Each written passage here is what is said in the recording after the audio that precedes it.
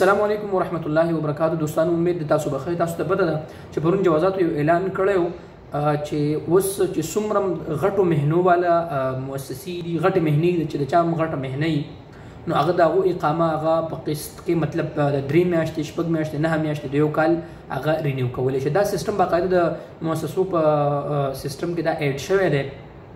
دا اعلان خو ډېر مخکې شوی، خو د پرون نه په دې باندې باقاعده طور پر عمل درآمد شروع شو. د بینکونو سیستم کې چې کوم رسوم چې جمع کیږي او د مؤسسو په سیستم کې دا قانون باقاعده طور پر منظور شو.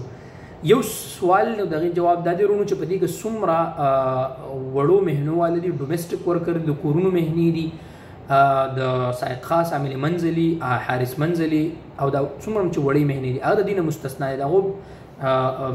هغه په دې کې داخل نه دي، مطلب دا د هغو دپاره نه دی. څومره چې غټه مهنې دي دا د هغو دپاره دی. غټه مهنه چې د چا وي نو هغه د 3 میاشتو دپاره، د 6 میاشتو دپاره، د 9 میاشتو دپاره د کال اقامه هغه رینیو کولی شي. مهرباني.